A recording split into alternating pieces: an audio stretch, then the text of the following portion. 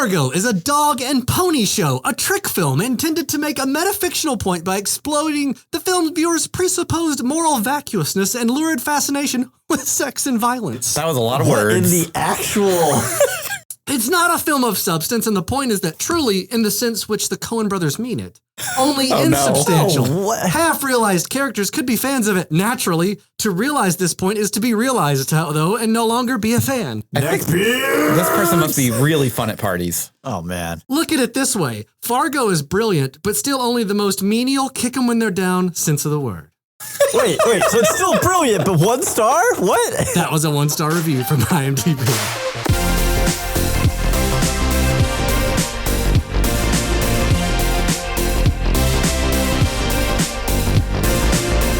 Hello and welcome to Spoilers Intended, a podcast about series and films. I'm Ryan, joined as always by Andrew. Oh, yeah. Hello there. And Steven. Oh, geez. I'm so sorry. I just took your intro.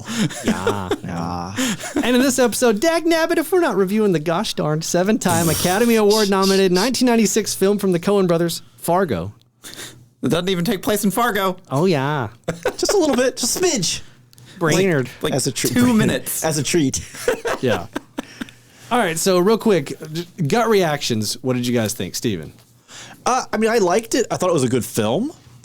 I don't know that I'm in a rush to rewatch it anytime soon. This is not quite Grave of the Fireflies territory, where it's like once in your life. It's not. I'm not going to watch it, next year. It's going to be a little while. Right. Andrew?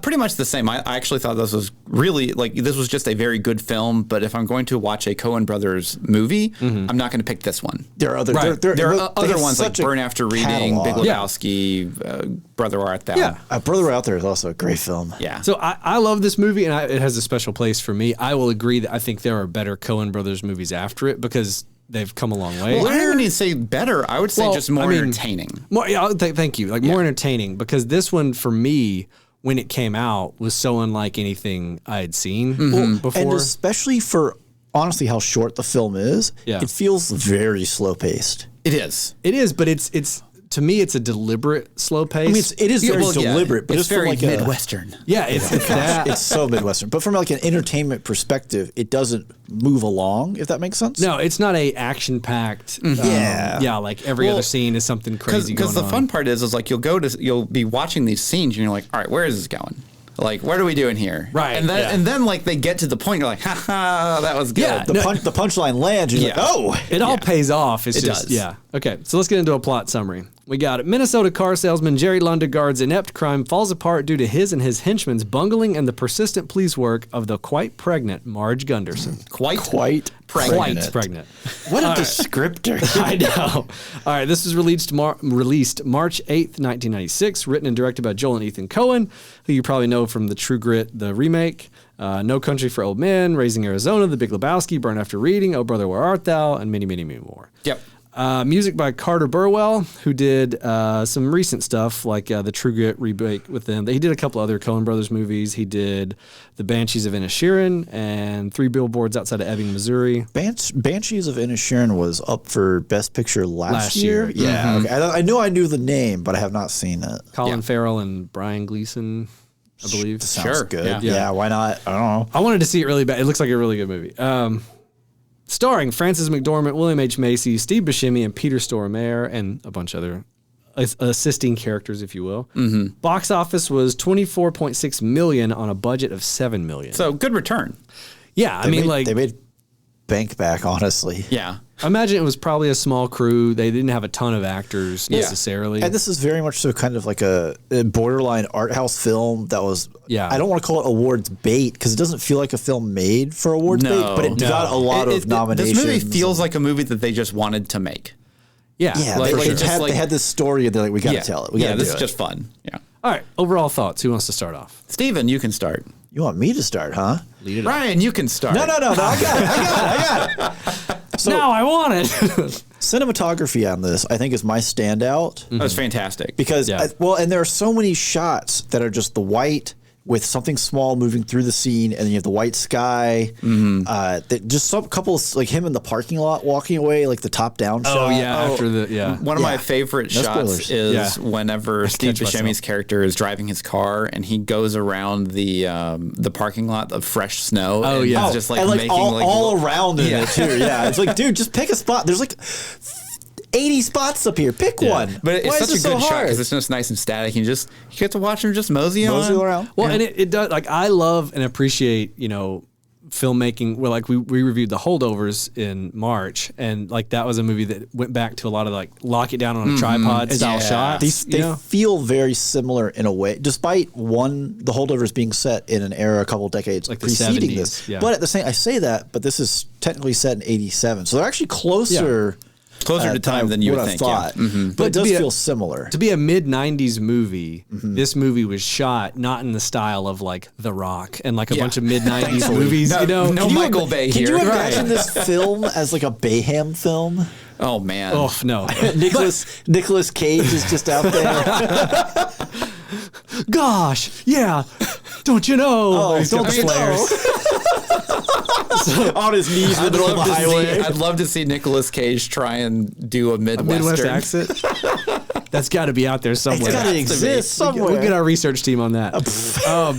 No, but for me, like the way it's shot, the way it's edited, feels like it could have been a movie made like in the 70s or 80s in terms of like the execution. Yeah. And I think that's why it got so many awards in the 90s was it was this in the middle of all this Bayham and like, Independence Day and other stuff, yeah, like totally bombastic action films. Yeah, or even not even action films, just like 90s movies were lit. Like you think like the first Mission Impossible had like the, it was more stage lighting. Yeah, and like when this came out, it's very like grounded feeling and very like so film noir almost from that point. A little bit, like yeah. 20 years. It does have a little bit of a feel of film noir at times. There's a couple of shots like through Jerry Lundegaard's blinds into his office, and you're just watching William H. Macy emote, Just go off. So that was the thing I was going to say is what impressed me beyond the cinematography is just the acting, the characterizations of each of these characters and how well each actor brings them to life. Well, the acting is phenomenal, but then the Coen brothers do such a good job at writing human stories. Well, they're all these people are so believable. Yes. And not just the small vignettes that happen alongside the main story feel just like everyday interactions that would happen. Yeah. With, in this case, a very Midwestern flair to them. Right.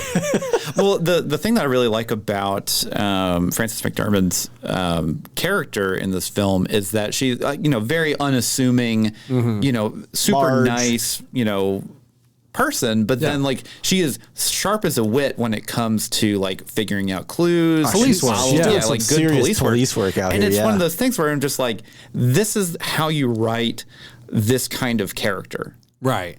Yeah, and it probably helps too because I'm watching the first season of True Detective right now for the first time, and watching like both of those kind of, and I've just finished season 4 of True Detective as well. Night Country. And Night Country, and you get to see like I guess the different styles of like how these people would like figure out clues and try and like talk themselves into it, and it's actually very similar. Yeah, in some ways. Like it's really good. Yeah, no, I think that's too. She kind of sets herself apart from her other law enforcement, characters in the show Her too. counterpart or whatever. Yeah, because like especially at the very, not at the beginning, very early, but like she's picking up on stuff that he's not. Not to question your police work here, but right, yeah, and that early in the movie gives you the indication that like this isn't just some lady who's she's actually very good at her job. Backwoods hick. Right, she's not just some bumbling, like small town, police officer. She's actually got a good mind for this kind of stuff. Well, so this was my first time watching it because I'd never seen it before, and I going into it I didn't know what to expect. Yeah, and it was I really enjoyed it. Yeah, it definitely had the good like dark wit that I like from the Coen brothers. Yeah. But it's even a little bit more morose than a lot of their other ones. It can get there, yeah. Yeah. Well, especially if you look at morbid at times. At the actual like things that are happening on screen, you're like, this is actually really dark. But I think the Coen brothers of a lot of the filmmakers in Hollywood, they do those dark comedies better than most. Well, because they write it so matter of fact, or not even matter of fact, but just matter of fact is a good word. I like that. it's just very realistic in the grounded. sense of like this person pulled a gun on someone, and this is exactly what happens. Someone's gonna die now. Yeah, It doesn't feel very Hollywood. Yeah. But you also don't have the prolonged shootout of like, oh, I'm diving behind garbage cans while we rip through 16 magazines and these pistols. You Right. know? And you don't have those overly dramatic, non-realistic moments like someone talking someone out of shooting them. It's like when the gun comes out, you're getting shot probably. That's it. Yeah, that's pretty much probably it. it. Yeah, it's pretty likely. So like in terms of the writing, I see why they won best screenplay. Because like when you look at the movie is kind of slower paced, like we said, but I feel like the writing is tight in that like everything that kind of sets up pays off, and like all these. It's got one sequence that I've got complaints about. We'll get into it a little later. I think I know what it is. Yeah. You're incorrect. It's essential to the film. Okay. But yeah, there are a couple little bits here and there that they really do have a good setup and payoff, like later on in the film. Yeah. Where you're like, oh, I'm gonna go check this thing out, and then just like, oh my god, we found it. You know, like Right. But in the sense of like, if that little miniature scene wasn't there, 30 minutes prior, then Yeah. you just be like, what is even happening here?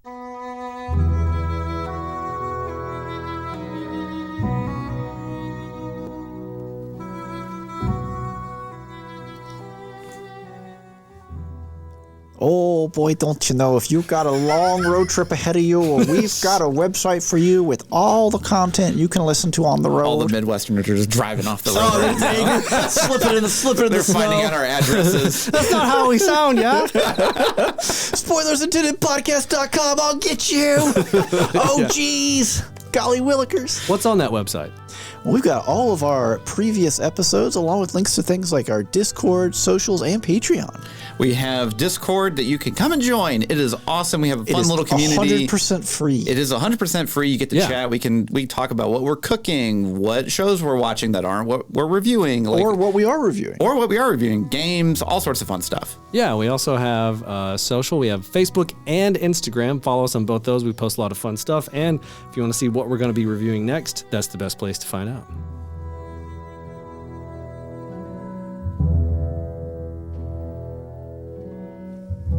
All right, and we are back. That means we are past the spoiler wall, so it's all spoilers all the time. If you haven't seen this over 20-year-old movie by now, Over 20. No. Almost 30. don't say that. Almost 30. I tried to be generous. Also, we drove over the frozen lake of spoilers. We're now into spoiler territory. It's Canada. The spoilers are. We've moved. All the spoilers live in Canada. That's a pretty far drive. Depends on where you are. I've driven that before. It's a pretty far drive. In a convertible. What? I'll just play. What does that have to do with anything? Okay, the film opens. Let's get into some trivia. The film opens with the following text. This is a true story. The events depicted in this film took place in Minnesota in 1987. At the request of the survivors, the names have been changed. Out of respect for the dead, the rest has been told exactly as it occurred. 100% false. This is a lie. They didn't change the names at all. That's Those actually jerks. the only thing I knew about this movie was I knew because there was like some article I saw a little while ago that like this is 100% false. So if you look in the closing credits, it bears the standard fictitious persons disclaimer used by a lot of works of fiction, right? And regarding the discrepancy, the Coen brothers used to say, like when the press was going on, or right after, that they based their script on an actual criminal event but wrote a fictional story around it. We weren't interested in that kind of fidelity, said Joel Coen. The basic events are the same as in the real case, but the characterizations are fully imagined. If an audience believes something's based on a real event, it gives you permission to do things they might otherwise not accept. Mm-hmm. Which I was like, But then, of course, later they came out and they were like, yeah. No, it's just totally But I mean, at the same time, something like this has definitely happened. Oh, for sure. Maybe not in Minnesota, but the idea of maybe not these exact beats, but there's definitely a husband paying someone to kidnap his wife so he can split the rent. Like that's definitely happened in the last couple of decades. Maybe after Fargo. When it came out, a lot of people were fooled, and police departments across the state of Minnesota were flooded with calls from people who had tips about the crimes that this movie was supposedly based off of. Oh my gosh. That's incredible. So like I thought that was a funny twist to it. It's like which I like his point that like like if someone believes it's based on something true, they'll believe what happens a lot more. It is true. You're stretching truth, but but they said it was real, so this has to. Right. I'll definitely say that doesn't work as much now in the internet age. No, but in 1996. 1996 definitely.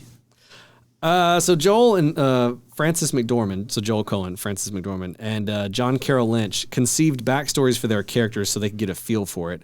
They decided that Norm and Marge, so that John Carroll Lynch is the guy that plays her husband.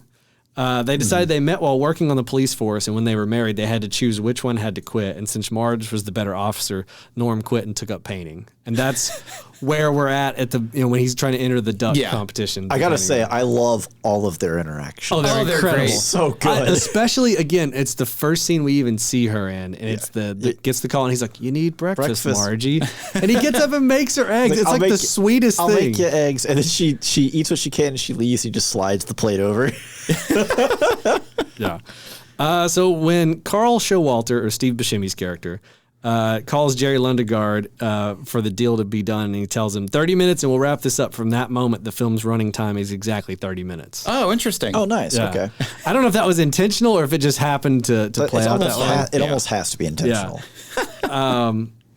The actors used a book called How to Talk Minnesotan to help with their accents. That's incredible. William H. Macy stated, and this is a kind of a fun one, in an interview, that despite evidence to the contrary, he hardly did any ad-libbing at all. Most of his character's stuttering mannerisms were actually written in the script the exact way he does them in the film. Oh, interesting. So his is all in the script or whatever.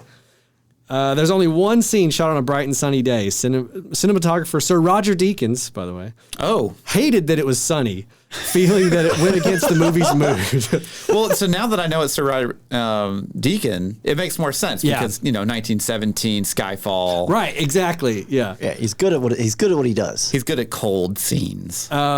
Frances McDormand at the time was looking around for a role as a killer or a prostitute, and she was very hesitant to play a pregnant cop, since that was kind of the opposite of what she was looking for. She goes, "When I started working on it, I realized that this is one of the best gifts I've ever been given." And of course, she went on to win, the Academy Award, and didn't play a prostitute or a villain. Killer. Killer, yeah. The wood chipper used in the movie is now on display at the Fargo Moorhead Visitor Center. that scene, that like sequence. as she's like walking up and you kind of hear like something, and I'm like, there's only two things that this could be, right? And I'm pretty sure I know what it is. I remember the first time I saw this movie as a kid. It was such a shock. It was like, oh my gosh, you can do that? All right. Ryan's like, I got all kinds of ideas now. Whoa! I got two more real quick pieces of trivia, then we'll move on. So, Frances McDormand and director Joel Coen have been married since April 1st, 1984. Oh. They have one child together. Oh, okay. I thought that was interesting. Yeah, I didn't realize they were married. I didn't know that either. And then the last one here, William H. Macy came up with the idea to have Jerry rehearse what he's going to say on the phone to Wade before he calls him in that scene. So I liked that scene and that you see him rehearsing it because it's fake and it's made up, but he's trying to talk his way through it. I thought it was interesting they did not actually show us him make the call. I love that part of it though, because it's like, it's what a twist though. What you need to know about that scene is that he's prepping this. You're getting a better feel for what a dirtbag he kind of is. You don't have to hear the phone call because then you get so much interaction. I think with him and Wade later at the diner. Where he's like, they're not fooling around, Wade, and like that kind of stuff. That you get that dynamic that would have just been the same thing on the phone almost. Well, they do such a good job, or he does such a good job at being like, he's not a sleazy okay, so whenever like you see these kind of movies where like some character is in some debt or whatever and they have to do something bad to try and like recorrect the situation, most of the time like the show writers will try and make you feel bad for them, kind of like Breaking Bad or whatever. And they don't make you feel bad. They do for him not at make all. you feel bad at all. It's like, oh, he's just bad. He's just an idiot. The character you feel bad for at the end of this is the kid. Oh yeah, who's lost both. His one parent is dead. The other parent's in jail, and his grandfather's also dead. It's like, man, this kid's life is like ruined. The moment too that they. Hypothetically, he did get a good payout from the. He got an inheritance. Yeah, but still, that doesn't compensate. No, it doesn't. The moment that always drives it home about how bad Jerry Lundegaard is when Wade's little assistant guy, I can't remember his name, the money dude. Yeah, I don't know. Is like, how's your son? And he's like, "Oh gosh!" It's like the moment he hadn't even think about it. Timmy or whatever his kid's name is, Scotty. Yeah, he's like, "Oh yeah, I need to talk to that kid." About his kid. But William H. Macy is such a good actor. You could see that facial reaction to like, "Oh gosh, I haven't even considered." And then it shows the kid like holding the bear up to his face, and you're like, "He's gonna like permanently traumatize this kid." Okay, so what else spoilery stuff do we want to talk about? I got a piece of trivia for you as well. Hit me. So if you watch the credits, the victim in Field is credited as the artist formerly known as Prince. It's the symbol. Oh, it's the symbol. Yeah, but it's not. Because I saw it go by and we were both like, wait, hold on, was Prince in this film? I don't think he was. I was like, no, that dude was white. What the heck? Yeah. And so we went back. So it's the storyboard artist, J. Todd Anderson, is actually who plays the character. Okay. And they just put that in there as a joke because Prince is from Minnesota. Oh, I didn't know that. And that was like right after Prince had just changed the name. Changed the name to the artist formerly known. But he was, Prince, he's so huge then and preceded, like post that era. Yeah. That it's just such a funny thing to see in the credits. Like, wait, hold on. Prince wasn't in this film. I was like, wait, victim in the field. Hold on. So, Steven, I'm curious what scene that you felt either was not needed or it just felt didn't tie the movie. Well, I want to hear if Ryan knows what it is. Is it the scene with the old high school friend in the bar? Yeah, of course it is. Yeah, that is, It's according so to Frances McDormand and Joel Coen, the most essential scene in the movie because it gives you more insight into Marge's character than most other ones in terms of like her actual not on the cop, like her mentality, how she approaches stuff, and how like all that. So for me, I always start that scene off because this the first rewatch in like a decade, and I was like, what is this B plot? What's happening here? Yeah, like where are we going with this? And then by the end of it, I was like, okay. I like that. I like getting that little nugget of like Marge. Well, yeah, because you get to see her just be a person. And not her in the capacity of being a policeman. But you see, in that moment, you're seeing the same person that is the police. Like, you can see the parallels to her character. I get that in terms of, like, developing her as a character and stuff. It's just that scene in general, for, again, a movie that's only like an hour and 35 minutes long, that scene feels like an incredible amount of time spent that doesn't really go anywhere, per se, for the plot itself. It doesn't, but if you think about the fact that, like, Marge isn't even introduced until like 30 minutes into the movie almost or whatever. But she's as soon as she's on scene, it's perfect. Like that moment when the camera pans through the bedroom and you see all the paintings. And I was like, oh yeah, is this Wade's bedroom? Because this is kind of a rich dude thing. I've got stuffed animals and I'm painting them. And then it hit her in bed and I was like, I don't know who that is. And she answers and then Norm rolls over. I was like, I don't know who that is either. Who are these people? That's another thing that the Coen brothers do every now and then where you start that shot off and it's so weird and interesting that you're on the edge of your seat of like, what is this even? What's happening? What's happening here? And then you're introduced to either a new character or a new idea and you're like, what is this? Is this another movie? And then it ties in. You're like, oh, okay. The thing I wanted to talk about is the dynamic between Steve Buscemi and Peter Stormare. I was about to bring up Steve Buscemi because he honestly kind of stole the show for me. Because he's such a good actor. Just in general. He's a great actor, but then this. Because he's acting against basically nothing. Right, yeah. Like, we paid Peter Stormare to just sit there. Well, so it's funny, too, because I know him from Bad Boys 2. Right, yeah. Oh, geez, he is. That's why he looks. Okay. Yeah. Makes more sense now. Well, like, I think Peter Stormare had turned down the Coens earlier for, I'm trying to remember which movie it was. And so he was, like, ecstatic to get back. Oh, cool. Like, and so. He plays a great just character. Whatever he is. I love how, so watching that, like, as he's been on screen for a little bit, my wife was like, that guy almost looks like Ryan Gosling if his life took a hard turn. Just took a real bad turn. He's Ryan Gosling's uncle who's in jail. Yeah, pretty much, yeah. But specifically with him, like you know immediately something's wrong with the blonde dude. You know what I mean? And Steve Buscemi's like the talker or whatever. And then like when they get pulled over, that whole sequence, like at the very front, like he's trying to like hold the $50 bill out with his wallet. Like, That's a slick little move there. This is my registration right I was here. like, I'm going to keep that in my back. I'm not going to bribe a cop. FBI, don't listen to this. But I was like impressed. Like, oh man, I see what he's getting at. He's like, what's that? He's like, it's my license and registration. Yeah. Yeah. And then, Peter Stormare just grabs him and then it shoots him right there. And Steve Buscemi's like, oh my gosh. And then, like, when the car passes by, again, I was trying to remember, I was like, wait, what happens? Do they track him down? And he just takes off in that car. And you're like, man, this just escalated on such a level. And it comes back later too. I love that part with Jerry in his office when Marge comes up there and she's trying to talk to Shep Proudfoot or whatever. Yeah. And then she just comes in just incidentally to talk to him about if there's any vehicles missing off the lot. And he's like full panic mode. He's dodging these VIN numbers from this one guy. He's like, I can't read the facts. And then that just complete meltdown. But then when he realizes there's homicides involved, and it's like, this has gone beyond off the rails. Like, I don't know.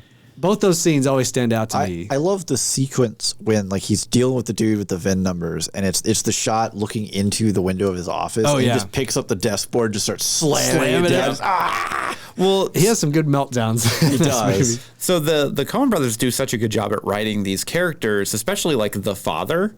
Oh yeah, Wade. Because he is so mean. He is such a he is the exact thing that you would think of like this super rich father that doesn't like the son-in-law, but like he's given him a job. This would be a really good deal. This would be a really good deal. Really set us up. You know, my wife and son, they'll be taken care of. Don't worry. I know. Yeah, he said something like, he said, "You don't ever have to worry about them being or something like that." It's whatever he says. It like makes the it most so clear that at any given moment they have a will and you sure don't. Yeah, like they have a lifeline, you have nothing. Yeah. And then when he brings him into the office and he's trying to get him in on the deal and like he thinks they're gonna give him the money outright and he's like, "What are you talking? We're not gonna just give you money. $700,000 or whatever." The only thing we worked out is your finder's fee. Well, I'm part of it. Well, you're not bringing anything to the table here, bud. Yeah. Which on Lundegaard's part, it's like, what are you thinking, bud? What's the thought process? Like where were you going with this? No wonder you're trying to get your wife kidnapped. Yeah. The kidnap scene too. It's really well done. It's very well done. I gotta say, man, that bathroom door is more solid than any bathroom door I've ever seen. Right? I was like, how is it taking this long? It's got to be thick in the Midwest to keep that heat in. In the middle of that scene, I think my wife was just like, our bathroom doors aren't like that. I was like, no, I can walk through our doors. Like, there's nothing stopping that. I always just played it off as like they were just that inept at getting through the door. Because I think Steve Buscemi's character was trying to open it and like try and pry it open. Well, and then it's not Carl. It's hold on. Stormare. I've totally just blanked on his name. His name is Gare Grimsmud. Cool. He doesn't have a name. It's the unknown man. It's Ryan Gosling. Just blast the door down. Yeah. Because it's Steve Buscemi just flailing away with a crowbar. Yeah. So that's what I kind of thought it would be. I can follow that interpretation too. But at the same time, like just literally, I don't care if you're Steve Buscemi size. Just go through the door. I know. Like you can definitely shoulder that. But I will say, I did like, she grabs the phone and goes into the door, and as she's dialing, and it's just the phone just yanks out of her head. It's like, wow. Well, and then they do that good thing with the editing where you think she's jumped out the window also. And then Peter Stormare's character is not even worried about catching this girl. Just looking for a Band-Aid. Which is again, just plays into how off this guy is. Like he's not even worried about Neospore. He's looking for Neospore. Yeah. And then he just looks up, and that scene, when it first happens, you're like, is he looking at himself? Like, is he, and then he realizes it's the curtain or whatever, and she comes, he doesn't even try to defend himself. He just she flops it gets him with the curtain and then runs and falls down the stairs. You're like, man. And then he's just sitting down there next to her and he pokes her. Yeah. Well, it also, though, it drives home the, in Jerry's mind, I wonder what he thought a kidnapping would actually look like. Yeah. It's definitely not this. Just so simple. They just pick her up and, a little chloroform or whatever and put her in the trunk. But even when it starts with her, looking at him outside of the porch, he's looking through the glass. Is incredible. And she's not even worried about this. No, she doesn't react to it at all. Yeah. Until he breaks the window. Yeah. It's just very interesting. But it's so well written. Well, but it's one of those things too when you live in not even that insulated a world, but just a world where this doesn't happen. Yeah. When someone walks up like that, which I can tell you now, if it was me at home or my wife or if you walk up, if someone just walked up onto the deck, like, what's that dude doing up there? But if you're already wearing a ski mask, which I guess in Minnesota it makes a little more. Maybe it's a bit more common. They actually wear these because it's actually I guess cold. It does make sense. Right. It never gets cold enough for. Yeah, like, if anybody walks around in Alabama with a ski mask on, it's like there's either something wrong with him or he's up to no good, or both. Both is also probably both. Yeah. And then like the whole like reversal to like as they start, talking about how like no cops, Yeah. And then like the Wade's like, I'm taking the money. It's my money, And he's like, we feel like this is the best way to go about it, Jerry. And you're like, what's gonna happen now? Well, I was Wade's gonna get shot. I was so shocked that it was just Wade. I thought Wade was gonna walk up to the car and his buddy was gonna be there, and that was gonna be the blow up. Was there's two people, right? Yeah, and then. No, it's just Wade, just one man armying this, and he's not an army. Well, and then Steve Buscemi ends up getting shot like in the face, in the cheek or whatever, and then just has to deal with that the rest of the movie. Yeah. And then you get to see like kind of a parallel to like when he's at the airport. That's the scene we were talking about earlier, where they're the parking, driving around. Parking, When he leaves, and that guy's like $4, and he's like, I just pulled in here, Yeah. He's like $4, and then at the end after he shoots him, and you see the whatever you want to call that guy, just the toll security booth guard, attendant, whoever is shot dead, and you're like, oh my gosh, this guy does not have a good track record with toll booth boys. Yeah. No, he does not. But yeah, that whole scene where Wade rolls up, the way it plays out, the rhythm of it, I always love. And then when Jerry Lundegaard comes up at the end, and you're like, what's he gonna do? And you just see the trunk open. Yeah, and you're like, what do you mean? Like, oh my gosh. Yeah, I saw it too. He rolls up and the car sits there in the trunk. I was like, oh, you gotta be kidding me. Yeah. Well, it just shows how much of his character is just like, this is the road I'm on. Right. And I have to do this because the only thing that matters to me is not getting caught.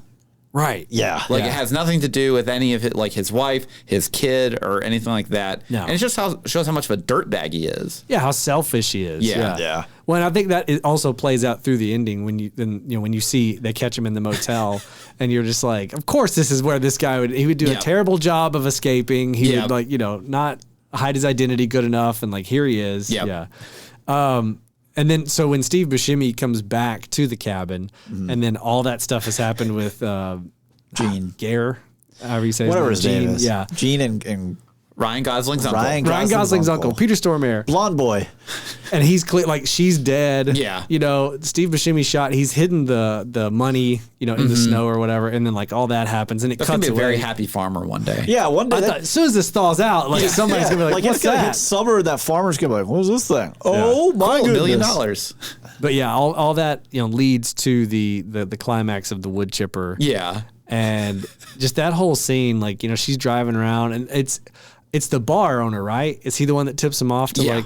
Yeah. The guy was in here Because he mentions the lake. The lake, yeah. And she goes out and drives around the lake. She's just tooling around, following the hunch. She's just doing good police work. There's the Sierra. Yeah. Well, I like how too when she's talking over the radio and like you can hear the other whoever she's talking dispatch whatever on the other side is like, well, sit tight, let me get more cops there. And she just pulls the gun and goes. Nope. She doesn't even pull the gun until she like sees him basically, and it's like, man, this is so opposite to how like a police drama unfolds nowadays, where it's like, as soon as they step out of the car, gun drawn. Like she pulled her like 38 or whatever out, and my wife was like, "That's her gun." I mean, they're in the Midwest. Like, what do you expect? Well, it's set in the 80s. Like this is what they did. Revolver Yeah. issue for a police officer back then. Yeah, because they didn't. Most of they didn't really move to like actual magazined guns. Especially for like a detective or anything like that. Yeah, because I guess at some point they had the realization, hey, if you're in a shootout and you only get 6 shots,